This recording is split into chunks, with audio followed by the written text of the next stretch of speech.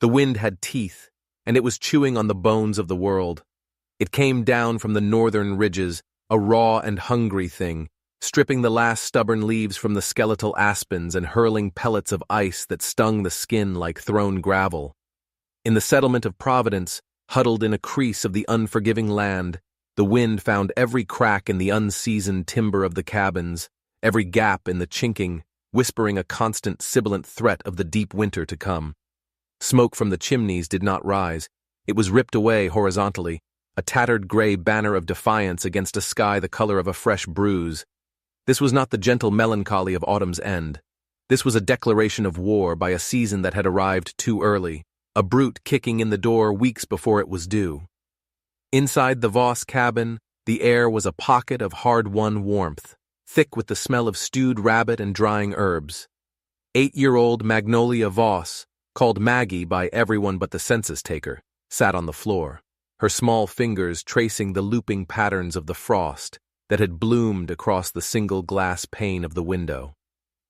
She was a child built of quiet observations, her world a tapestry woven from the things adults overlooked, the way dust motes danced in a sliver of sunlight, the tired sag in her mother's shoulders at the end of a day, the precise sound a frozen puddle made when a boot heel broke its surface.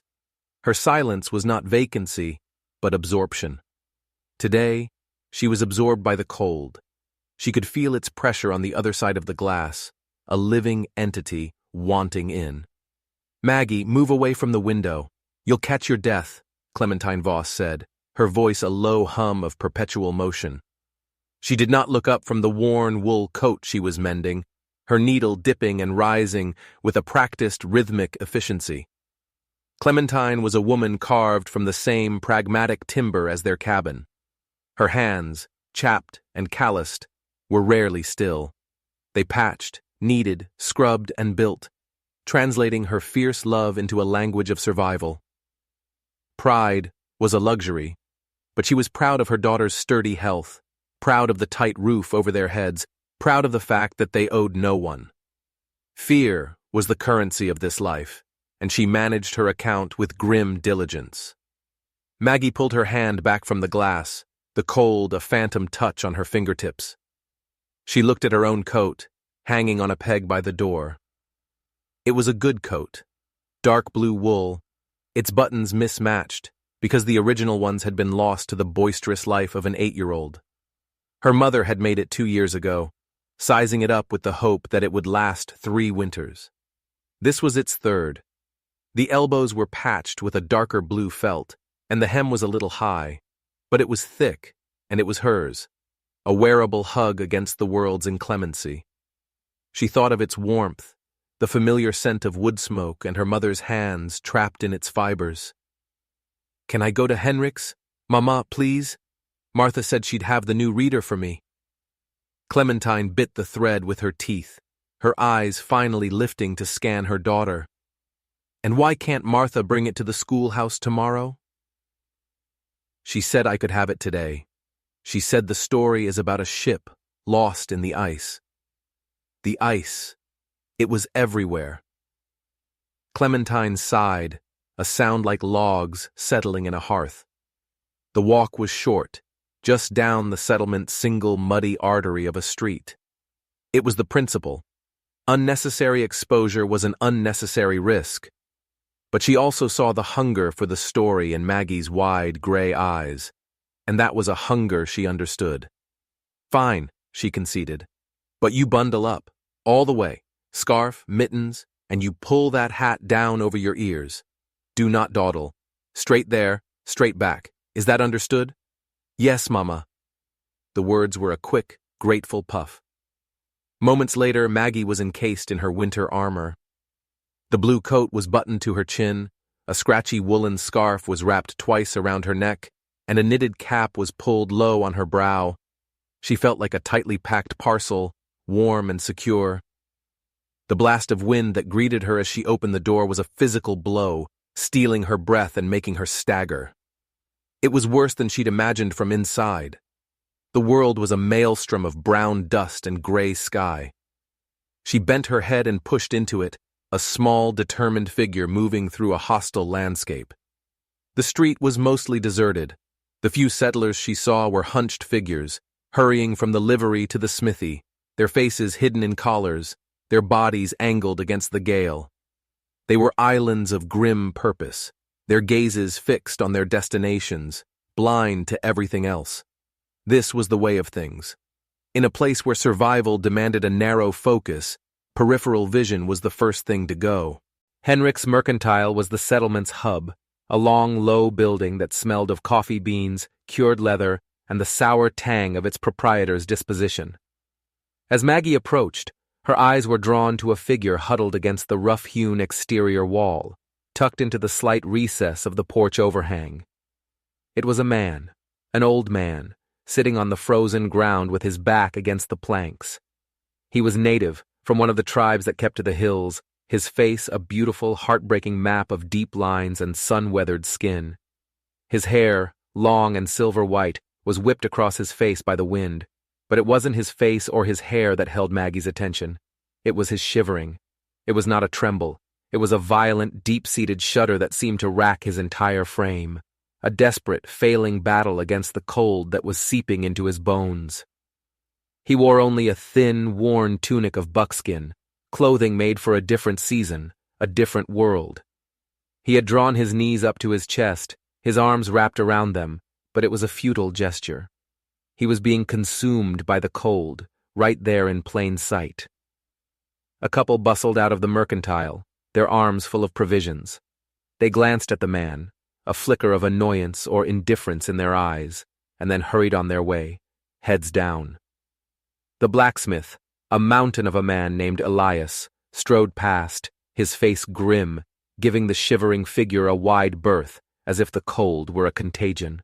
No one stopped. No one spoke. He was just part of the harsh scenery, as unremarkable as a dead tree or a frozen puddle. But Maggie stopped. She could not do otherwise. Her forward momentum ceased, as if she had walked into a glass wall. She stood 20 feet away, the wind tearing at her, and watched him. In her mind, the complex adult calculus of prejudice, fear of the other, and the pragmatic need to mind one's own business did not exist. Her 8-year-old heart operated on a much simpler, purer arithmetic. There was a man. He was cold. She was warm. The equation had only one possible solution. She did not think about her mother's warnings. She did not think about the walk home. She did not think about the long, brutal winter that lay ahead. She felt the warmth of her coat, a mobile pocket of safety and comfort, and she felt the man's shuddering, a tremor that seemed to travel from his body, across the frozen dirt, and up into her own small feet. The disparity was a profound, unbearable injustice. Slowly, deliberately, she began to unbutton her coat. Her mittens made the task clumsy, and she fumbled with the mismatched buttons, her small fingers growing numb in the sudden exposure to the wind. The cold sliced through her sweater instantly, sharp and shocking. She pulled the coat off, the fabric warm from her body. It felt impossibly small in her hands now, just a little scrap of blue wool against the vast, howling world. Holding it tight against her chest, she walked toward the man. He did not seem to notice her at first, his eyes half closed, his focus turned inward on his misery. She stopped in front of him, her own small form now shivering, a gust of wind plastering her thin sweater against her ribs. "Sir?" she said, her voice small but clear. The man's eyes opened. They were dark and clouded with cold, but they focused on her. He looked at her, a child standing before him without a coat in a wind that could strip flesh from bone. Maggie held out the coat. "Here," she said. "You need it more." The man, Sterling Rhodes, stared at her. He had seen 70 winters, and his heart had been hardened by loss, by broken promises, by the slow, grinding erosion of his people's world. He had learned to expect nothing from the settlers but averted eyes and suspicion. He had come to the Mercantile to trade the last of his summer traps for flour and salt, but Henrik had offered him a pittance, his words edged with contempt. Defeated and weary, Sterling had decided to simply wait, to gather what strength he had left for the long walk back to the hills. He had been preparing himself for a cold, lonely end against this wall. And now, this child, a girl with eyes the color of a winter sky, offering him her own warmth. It was an act so divorced from his experience, so pure in its impulse, that it struck him dumb. He saw the patches on the elbows, the mismatched buttons. He understood what this garment meant. It was not a spare. It was not a trifle. It was everything. He slowly, stiffly uncurled his arms. His movements were pained, his joints protesting the cold. He looked from the coat to her face, a question in his ancient eyes. Maggie pushed the coat forward again, insistent. "Please," she whispered, her teeth beginning to chatter. With a reverence that seemed to transform the muddy street into a sacred space, Sterling Rhodes reached out and took the small blue coat. His gnarled fingers, numb and stiff, brushed against hers. He did not put it on. It would have been absurd, a child's garment on his broad, stooped shoulders. He simply held it, gathering it to his chest, his hands pressing into the lingering warmth of her body that still clung to the wool. He bowed his head, a gesture of profound, silent acknowledgement. He did not say thank you. The word was too small, too hollow for the magnitude of this moment. Instead, a single, difficult tear escaped the corner of his eye and froze instantly on the deep canyon of his cheek. Maggie nodded, as if a formal agreement had been struck. She turned and, without a backward glance, walked into the mercantile. The bell above the door chimed, a small, tinny sound swallowed by the wind. Inside, the warmth was a dizzying shock. It made her skin prickle and her head swim. Henrik stood behind the counter, a gaunt man with a face perpetually soured, as if he'd just bitten into a lemon. He was polishing a glass lantern chimney with a grubby rag. Martha, the school teacher, was at the other end of the counter, tying a string around a small stack of books. "Well, look what the wind blew in," Henrik grumbled, his eyes flicking over Maggie.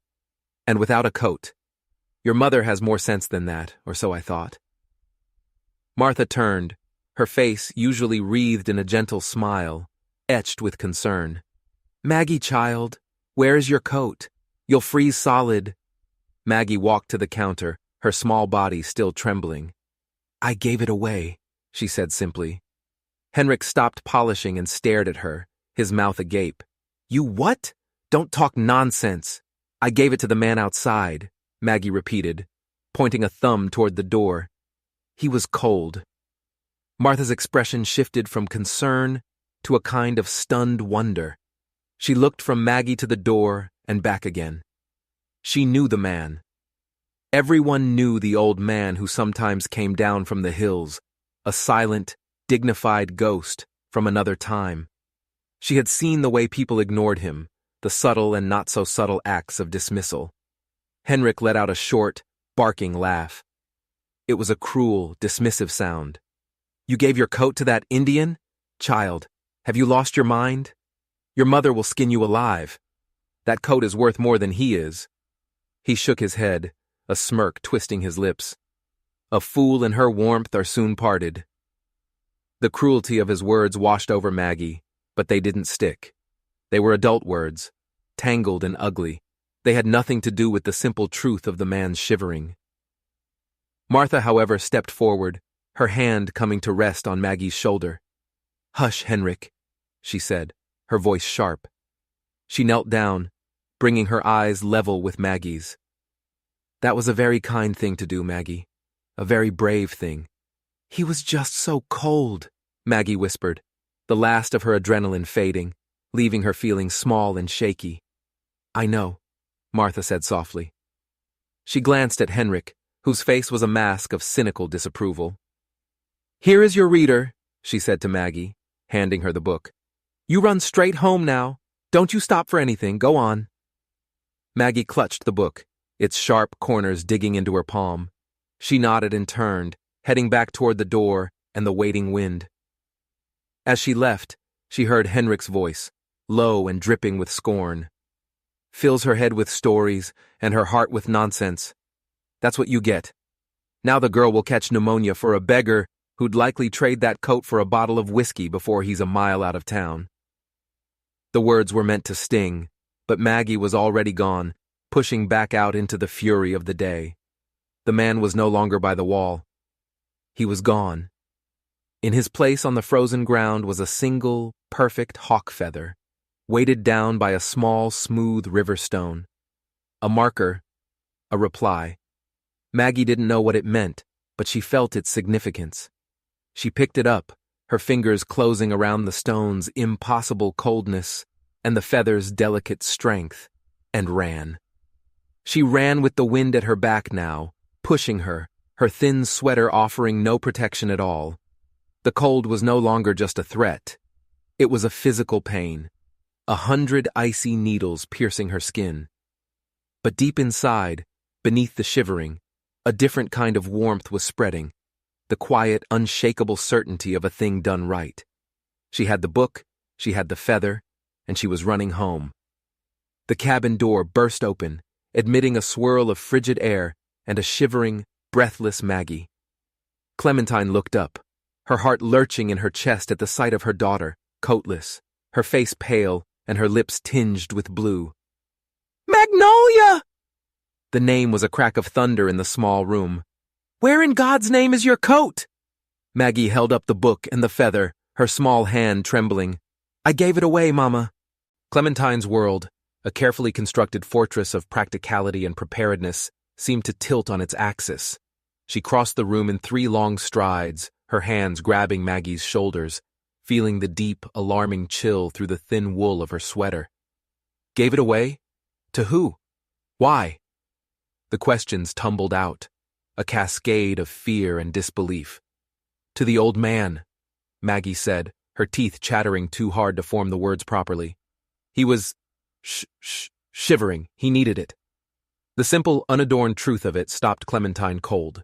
Her anger, born of terror for her child's safety, faltered. She saw not defiance in Maggie's eyes, but a profound and unshakable earnestness. This wasn't carelessness. This was a choice.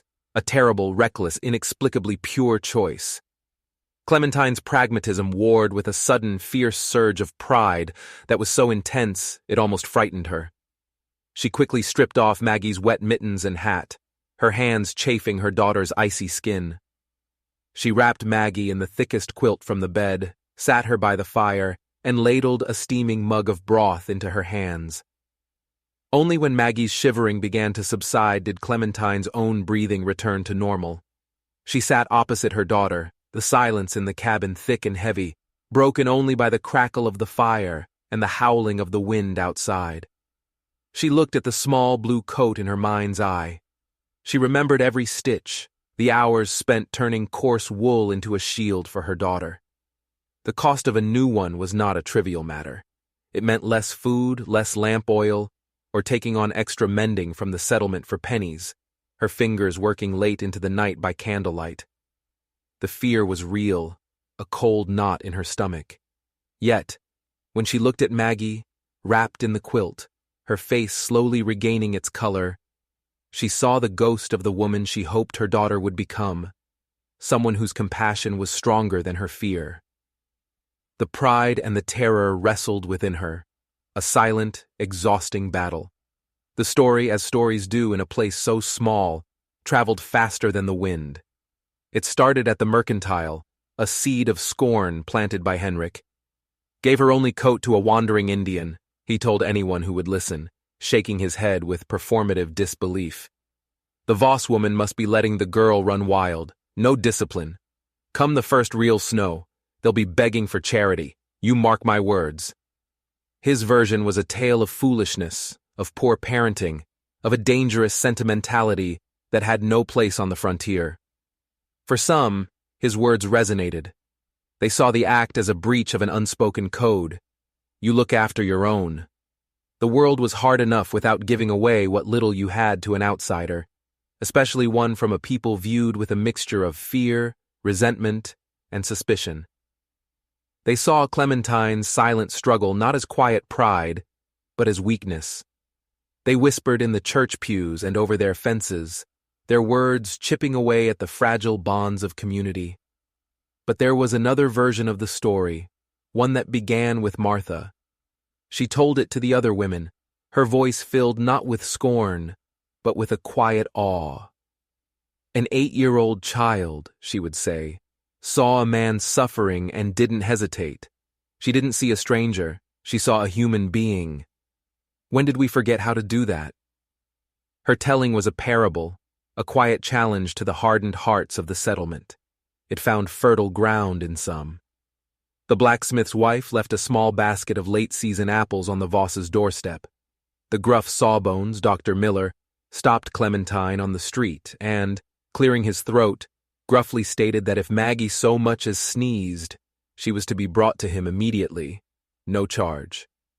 The community was cleaving, splitting along a fault line that had always been there, invisible, until a child's simple act of kindness exposed it to the light. Clementine felt the division acutely. The cold shoulders were as palpable as the biting wind. The small kindnesses were a balm, but also a source of shame, for they felt like charity, the very thing she had worked so hard to avoid. She walked through the settlement with her head held high, her face a mask of stoic composure. But inside she was a whirlwind of anxiety and defiance. She was proud of her daughter, fiercely, terrifyingly proud. But she was also afraid of the winter, afraid of the judgment, afraid of the isolation that was now gathering around their small cabin like a snowdrift. Meanwhile, miles away, in the wind-scoured hills that cupped the settlement like a calloused hand, the other half of the story was unfolding. Sterling Rhodes did not walk, he ran. The cold that had nearly claimed him was forgotten, replaced by a fire in his spirit. He clutched the small blue coat to his chest, a sacred bundle, its warmth a testament. This was not a simple gift. This was Sahani Nukwa, the selfless gift. It was an old tradition, ancient and profound, rarely invoked. It was not about charity or pity. Sahani Nukwa was a specific and powerful magic. It could only be initiated by one who gives from their own need, not their surplus. A warrior giving his last drops of water, a hunter giving his only kill, a child giving her only coat against the killing wind. Such a gift was considered a direct message from the Creator, a sign that could not be ignored. It created a bond, a debt of honor that superseded all other concerns, all old grievances, all ingrained mistrust. And it had not been seen, not truly, between his people and the new people, the settlers, for generations, not since the first promises had been broken. He burst into the winter camp of his people, a collection of sturdy lodges tucked into a valley, sheltered from the worst of the wind. He went directly to the largest lodge, the home of his sister's son, the tribal leader, Gideon Nash.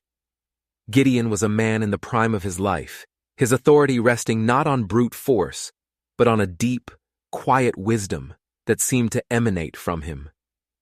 He was listening to a report from a hunter when Sterling entered, his breath coming in ragged plumes of white. "Uncle," Gideon said, his voice calm but his eyes sharp, taking in the old man's frantic state and the strange blue bundle clutched in his hands. "You are distressed. What has happened?" Sterling held up the coat. He did not need to tell the story of Henrik's scorn or his own cold despair. That was irrelevant. He told only the essential truth. "I was in the settlement of the newcomers. The wind was a blade. I was waiting for my spirit to leave my body." He paused, letting the weight of his words fill the lodge. "A child came, a girl. She saw my need.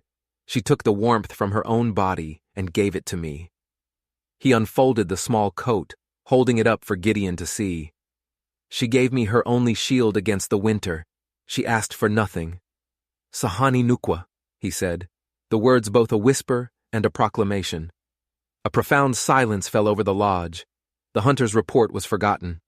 The other elders present leaned forward, their faces etched with a gravity that bordered on disbelief. Sahani Nukwa, from a settler child. It was unthinkable. It was a miracle. It was a terrifying responsibility. Gideon Nash rose from his seat. He walked to his uncle and took the small coat in his own hands. He felt the soft, worn wool, saw the patches sewn with a mother's care. He held it as if it were the most fragile and sacred object in the world. He understood immediately. This was not a child's whim. This was a crack in the wall of hate and fear that had separated their two peoples for so long. It was a sign, and a sign demanded a response. "The child," Gideon said, his voice resonating with authority. "She has invoked the oldest law. She has offered a gift of sacrifice. Our honor demands we answer it. A gift of this magnitude cannot be simply returned. It must be accepted, and it must be repaid in a way that honors the spirit in which it was given." He looked at the faces of his council, the elders, the leaders of the clans. He saw the understanding dawning in their eyes. This small blue coat had changed everything. The seasons of quiet hostility, of guarded borders and mutual suspicion, were over. A new season had been declared, not by a chief or a treaty, but by the pure heart of a little girl. "We will prepare," Gideon announced, his voice ringing with purpose. "We will answer this gift. Sterling, you will rest, then you will return. You will find the child and her mother.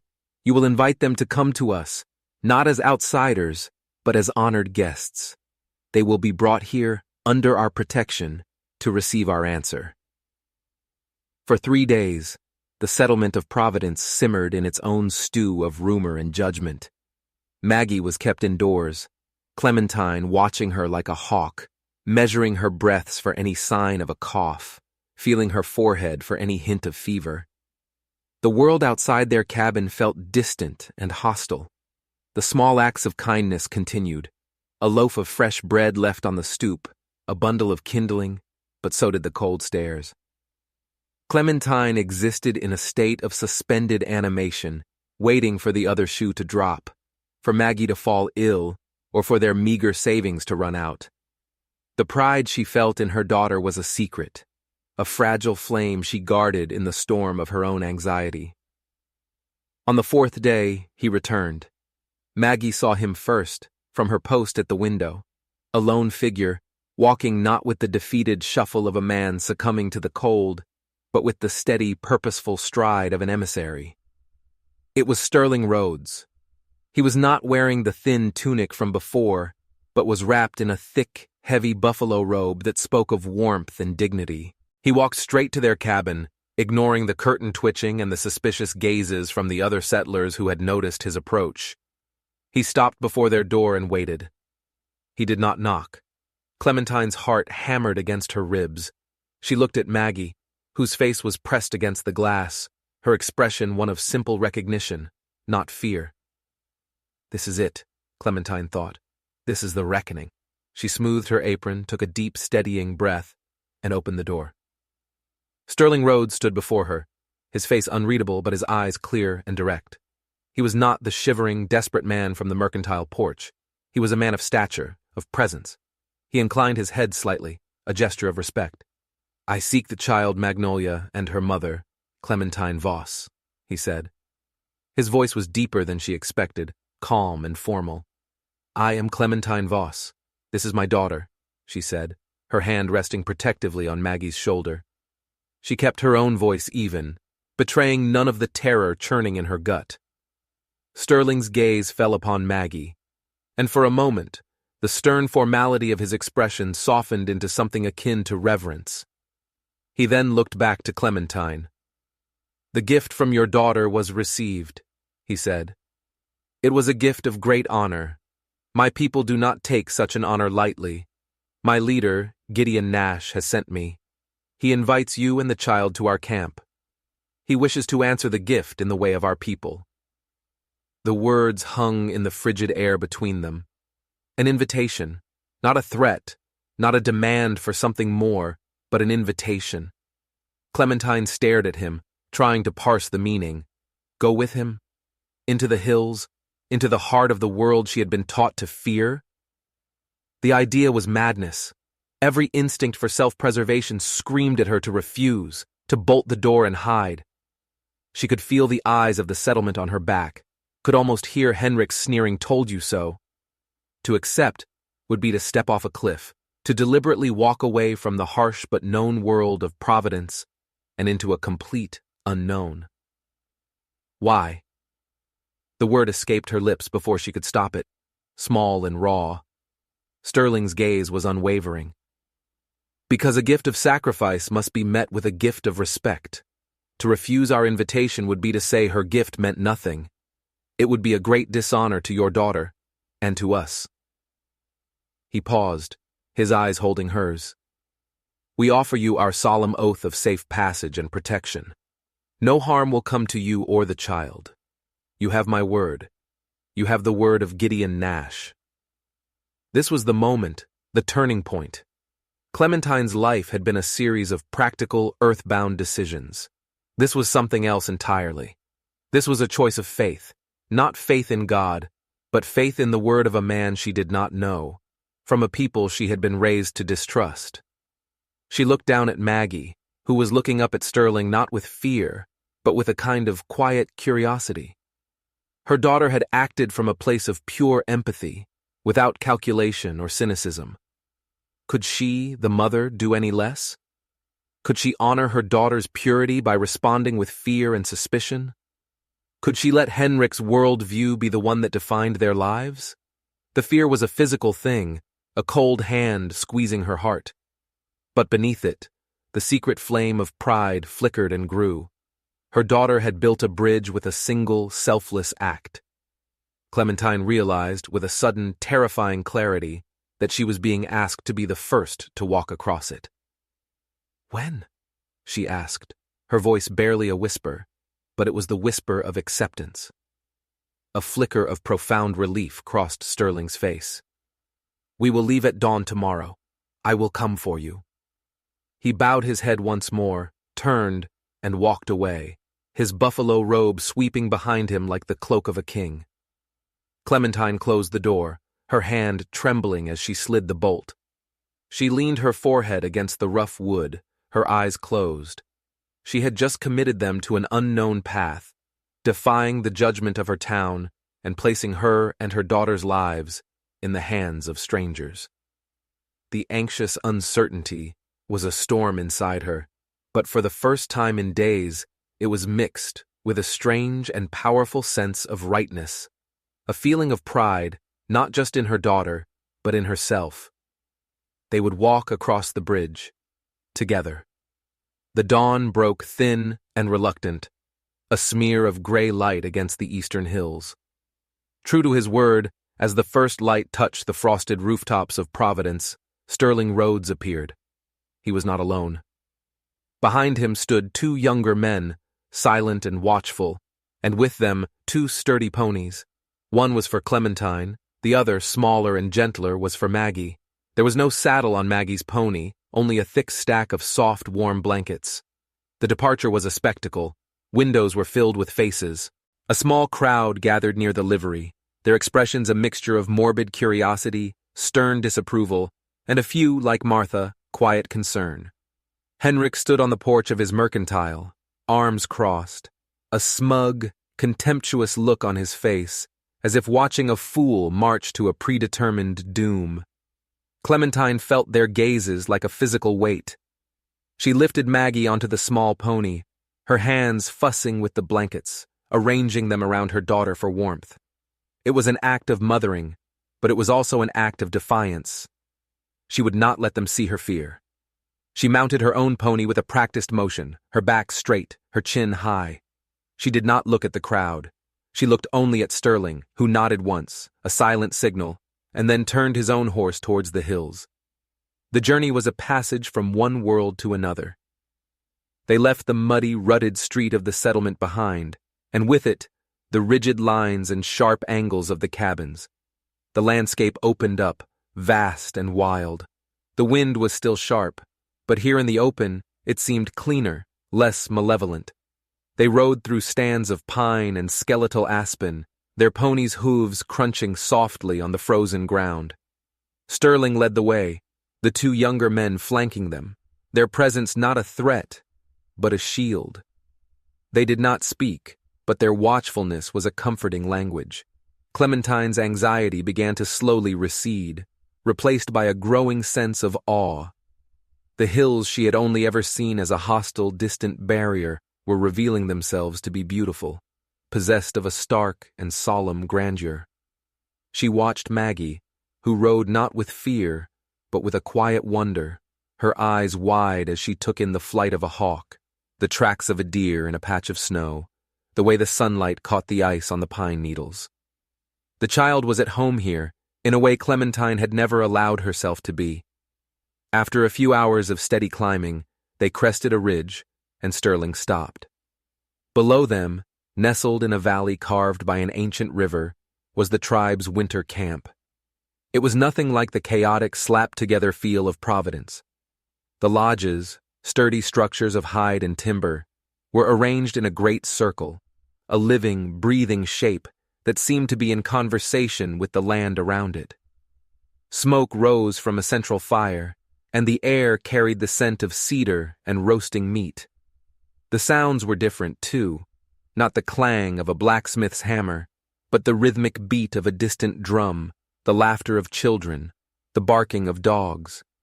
It was a community humming with a life that felt deeper, more rooted than the one she had left behind. As they descended into the valley, people emerged from their lodges. They came not with weapons, but with curiosity. They formed a silent pathway for the newcomers, their dark eyes watching, filled with an unreadable mixture of solemnity and wonder. Clementine felt a tremor of her old fear return, but then she saw that their gazes were fixed not on her, but on Maggie.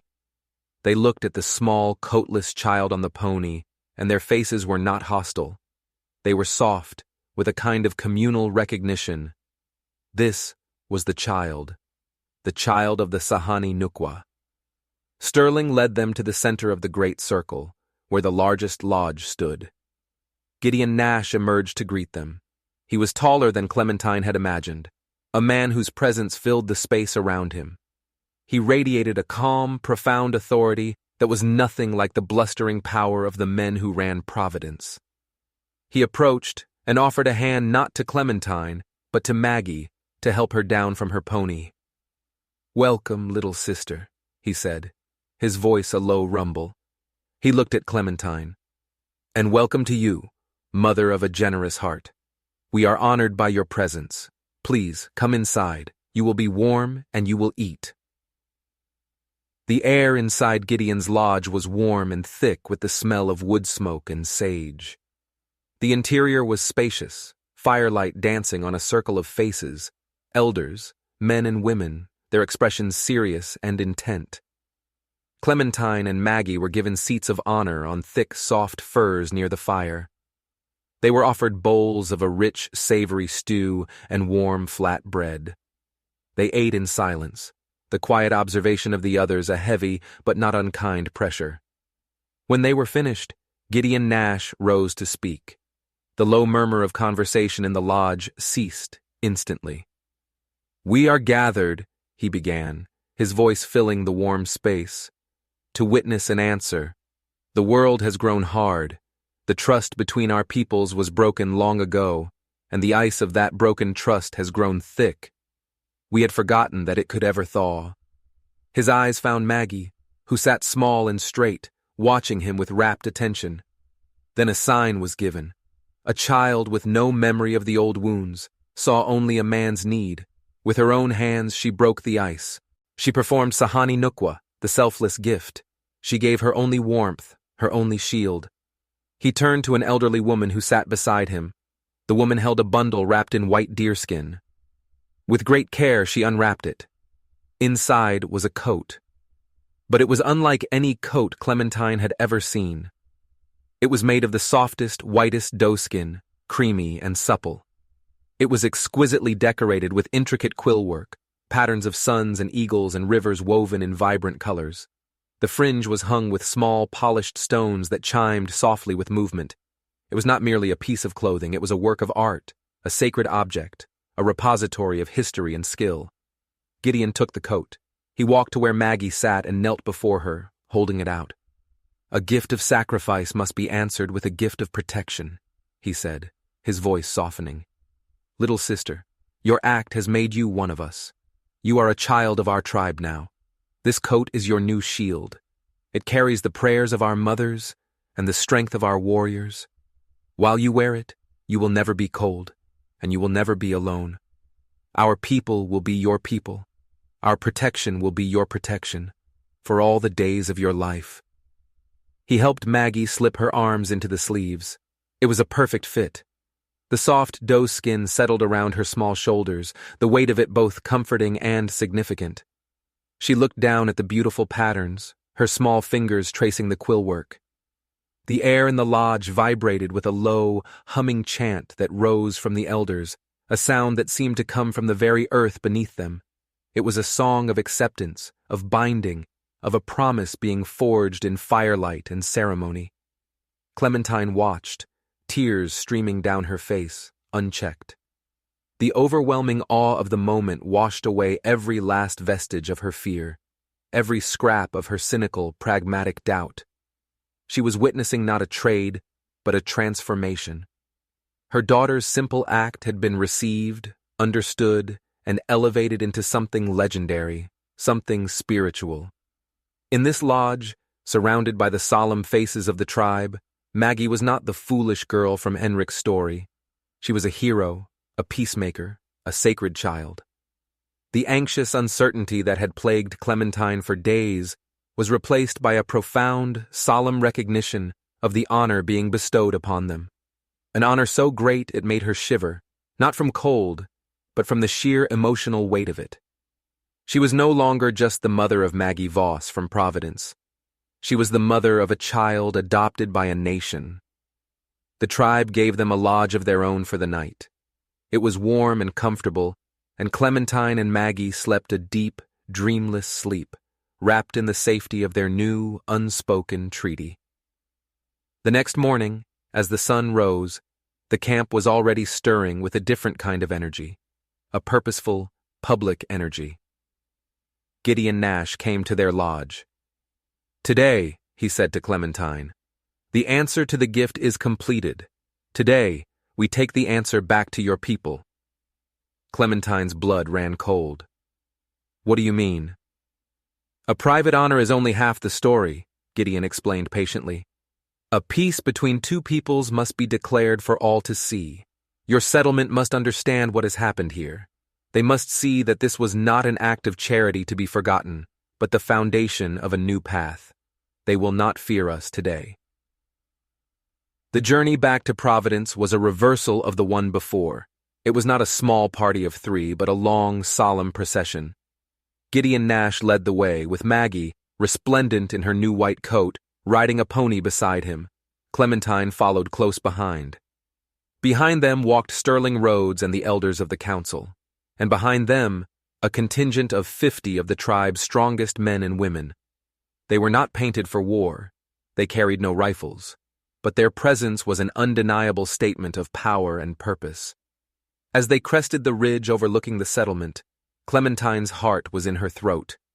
She saw the figures below, small as ants, running, pointing. She could imagine the panic, the fear. "They're coming! The Indians are coming!" The bell in the small church began to ring, not its gentle Sunday summons, but a frantic, desperate alarm. They rode down into the settlement, the silence of their procession a stark contrast to the growing panic. Settlers were barring their doors, grabbing their muskets. Henrik could be seen ushering people into his mercantile, his face a mask of terror and a kind of vindicated righteousness. "I told you so!" his expression screamed. "I told you this would bring ruin!" But Gideon Nash did not stop at the edge of town.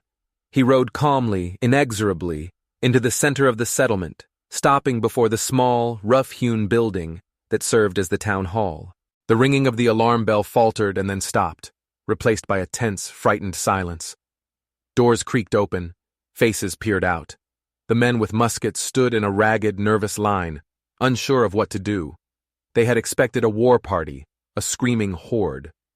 They saw instead a silent, dignified delegation led by a man of immense authority, with a small girl in a brilliant white coat at his side. Gideon raised a hand, not in threat, but in greeting. "I am Gideon Nash, leader of the people of these hills," he announced, his voice carrying clearly in the still, cold air. "We have not come for war. We have not come for retribution. We have come with an announcement."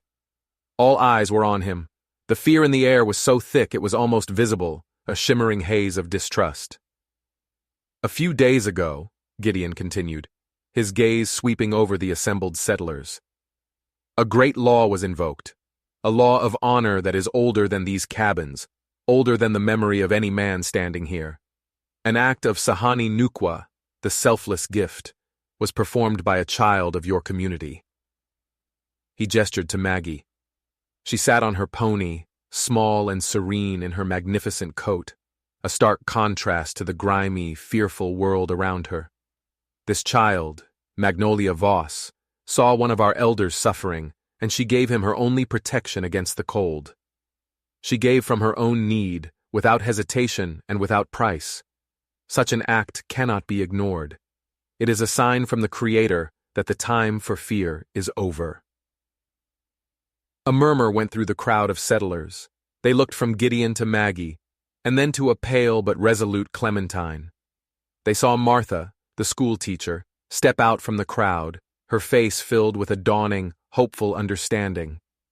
"We have honored the child in our own way," Gideon said. "We have made her a daughter of our tribe and given her our promise of lifelong protection." He held up a hand to forestall any outcry. "But this is bigger than one child. Her act was not just for us, but for all of us. It has created an opportunity, a chance to build a new way between our peoples, to reject the legacy of fear and build a future of respect."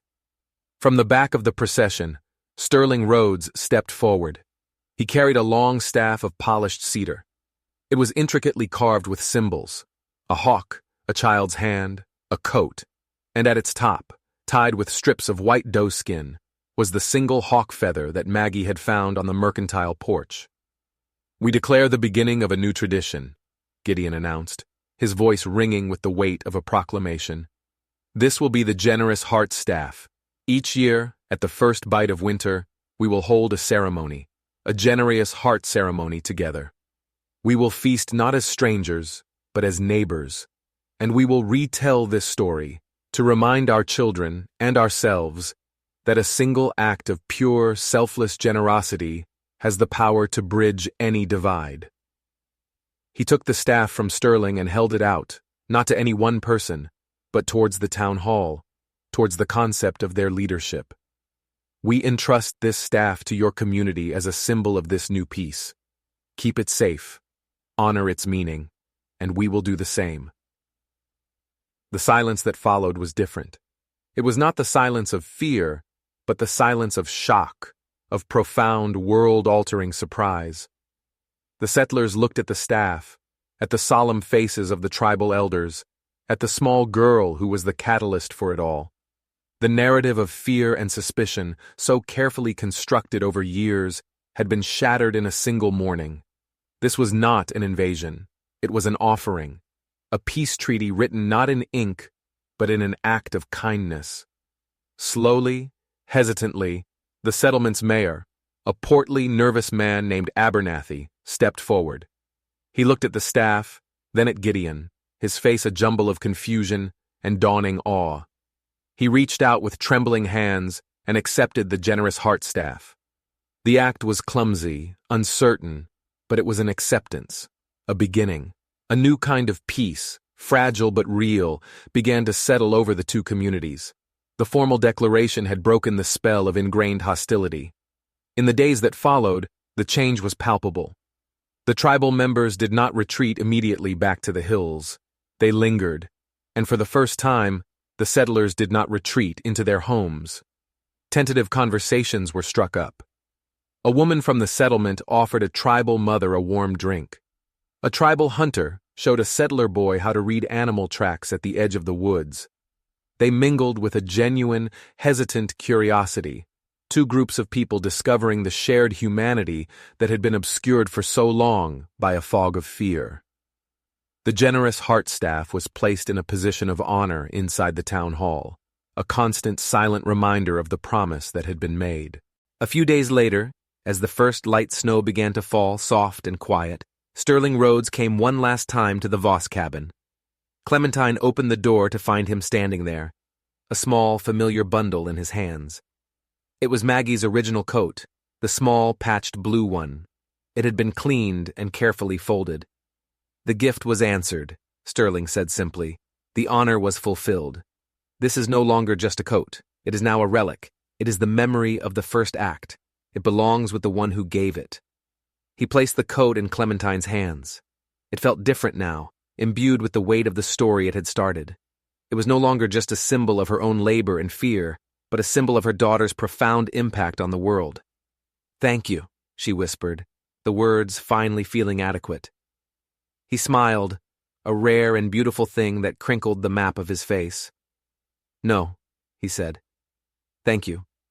He looked past her, into the cabin where Maggie was sitting by the fire, her white doeskin coat draped over her chair, tracing the patterns on the generous heart feather.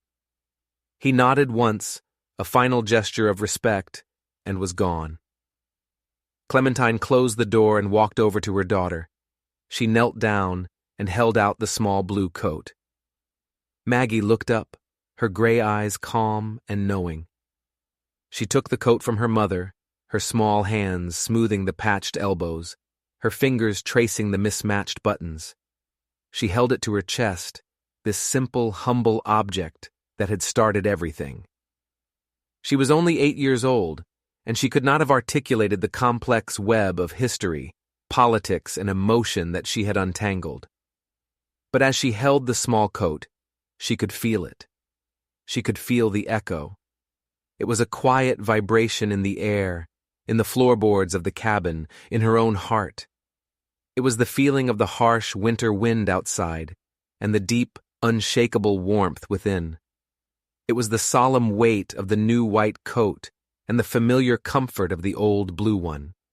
It was the understanding, clear and simple as her first impulse, that one small, selfless act, a moment of pure empathy, does not end when it is finished.